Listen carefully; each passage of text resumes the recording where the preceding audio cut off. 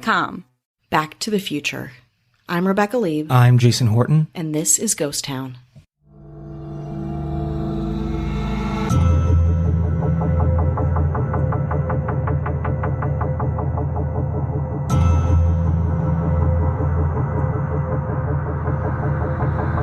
The 1950s, 1960s, and 1970s were remarkable times in history. The United States and the Soviet Union were having their race to space, and while the world's superpowers were pouring their resources into conquering the universe, designers on Earth were competing to create the most ultramodern homes, using science fiction as their inspiration. When Neil Armstrong stepped on the moon in 1969, the idea of a futuristic utopia did not seem far away. Enter the Futuro home. Oh, man. You might know them. They look like spaceships. Yeah. They look like pod homes, very futuristic, like the Jetsons, if you remember that. Mm-hmm. And I visited one. I've always wanted to see one in person, touch it, try to climb inside it, and I did try. And we are talking about the rise and fall of the Futuro home. I felt like we haven't done much in the way of abandoned, that kind of weird history, architecture. So if you could soften things up a little bit. Yeah, that sounds great. And this is such a part of LA history, but it's also really interesting. You got to visit one on the other side of the country. The Futuro home was a flying saucer-looking portable plastic house. They would measure between 13 feet high and 26 feet in diameter, oval-shaped windows, and the entryway was a single pull-down door that opens with a key. The door descends and turns into stairs, like in an airplane. Mm-hmm. Inside, the floor plan featured accommodations around a central space that looked like what you find in a spaceship, that kind of central hub.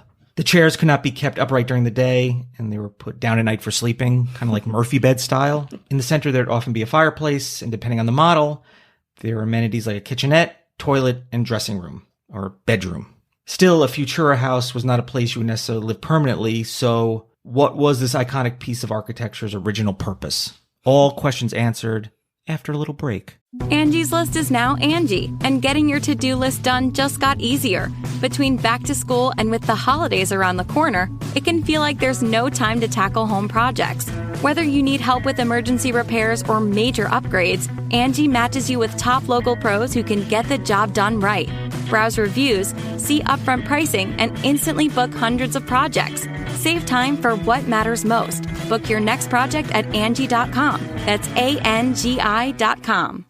And now, breaking news from migraine sufferer Whoopi Goldberg about Nurtec ODT Rimegepant 75 milligrams. I got big news. Now Nurtec ODT is the first and only medication proven to treat and prevent migraines. This is big time. Don't take if allergic to Nurtec ODT. The most common side effects were nausea, stomach pain, and indigestion. For important safety information, prescribing information, and patient information, visit Nurtec.com. Ask your doctor about Nurtec today. Nurtec, baby. Where did it all start? Finnish doctor Jaakko Hidenkari asked in 1965 one of his schoolmates, Matti Suronen, to design a ski cabin that would be quick to heat, easy to construct, and in rough terrain. For his project, Matti chose fiberglass reinforced polyester plastic as the main material, as was already familiar to him and been used in Finland before another structure of a similar shape. So the cabin would be easy to transport. It was designed to consist of 16 elements that were bolted together to form the floor and the roof. On top of that, the house could be heated in only 30 minutes from negative 20 degrees to 60 degrees Fahrenheit. It was considered a masterpiece and an avant-garde retreat. In addition to the original idea, Matti also had visions that his creation could be used for families as an affordable, durable, and easy-to-clean plastic house they can move whenever they moved. He saw a different kind of future without homelessness. Despite widespread domestic and international interest, Futuro never lived up to its commercial expectations. I mean, it was weird and expensive for mass markets, no matter how interested people got into science fiction, the space race, the space age, which, especially in the 70s, like that was... Absolutely. That was, you know, Close Encounters, everyone seeing UFOs. Mm-hmm. It became one of those really identifiable things that people thought, well, people are going to be interested in this. Yeah. The hostility and pushback was a surprise to those interested in making them and selling them and creating them. People would actually go and vandalize them just out of spite. For some reason, they just did not like it. And they just were like, no, we're not going to give this a chance. Not even for any reason that was necessarily like, this is not practical. It's like, we don't like this. the last nail in the coffin was the oil crisis of 1973, which tripled the price of plastics and made it much more challenging to manufacture and market Futuro. In total, 100 or more Futuro homes were made, and maybe around 60 still survive. 5 are in Finland. The one located in Espoo is actually Futuro 001, the first Futuro home ever manufactured after the prototype. It still stands proudly reminding you of an optimistic vision of the future that never came to pass. And you could find where some homes are located. TheFuturoHouse.com keeps things pretty up to date with what homes are available, some coordinates. Some of the information is limited, but they do a pretty good job of that. There's a few in Australia, Finland, as mentioned, France, Germany, and this is like 2 or 3 in each. A bunch in New Zealand, Republic of Crimea, Russia, Sweden, seems like 1 in Taiwan, 1 in South Africa, 1 in the UK, 1 in Idlewild in California. Okay. Yeah, that's close to us. There's one, it just says Greater LA area, and there's no information on where. Ugh. If you are somebody that's investigative, Oh my God. please help me find it, because I've looked, I cannot find any information. I would like to find it. Yeah, that makes total sense. It's also, I mean, how much did these cost? Did you get a sense of that? Cost around $14,000 for a fully assembled one, which seems neat if you had the money. Yeah. But that's just point, assembling it. You yeah. need to power it. You need to maintain it. It kind of reminds me of akin to being like, hey, listen, I want to travel in a way that I'm on an RV, but it's not mobile. Yeah, you can't make it more than houses would cost at that time to purchase. To buy a plastic, like, pellet Doesn't home. even have the infrastructure a home has. Yeah. That being said, I wonder, were they actually comfortable? I'm so curious. There's one in Joshua Tree. Oh. And there's another one in LA that seems to be on someone else's property. I'd like to find that. Houston, Delaware, a few in Florida, Illinois, Maine, Kentucky, 2 New Jersey. I went to the one in Willingboro, New Jersey. Mm-hmm. Put some on the Instagram, or my personal Instagram, D. Jason Horton. Took some video. Actually tried to climb inside it like a weirdo. Yeah, I And would. they don't want you to. But No. seems like there's just storage stuff in there. And it's actually in like a park. And it used to be, I think it was moved at one point, maybe the early 70s. It was part of a kind of a strip mall.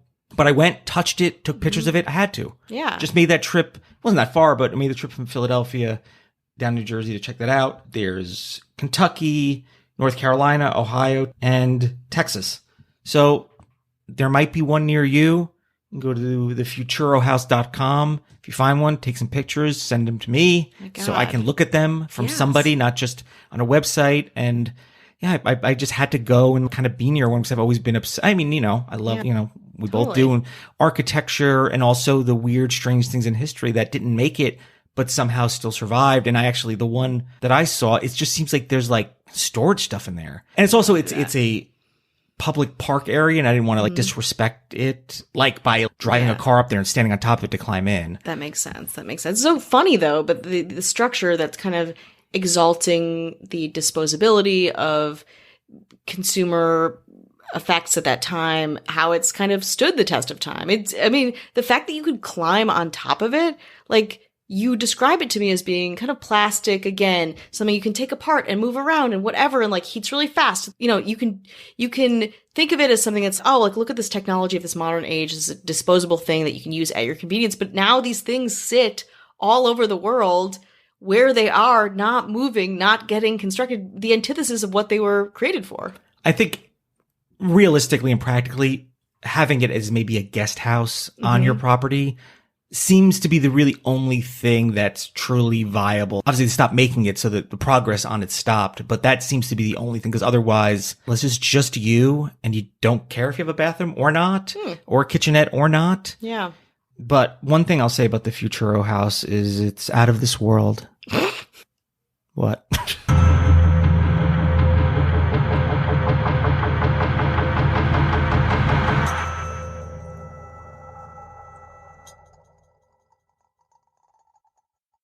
Angie's List is now Angie, and caring for your home just got easier. Whether you need help with routine maintenance or a dream remodel, Angie makes it easy to see reviews, compare quotes, and connect with top local pros who can get the job done right.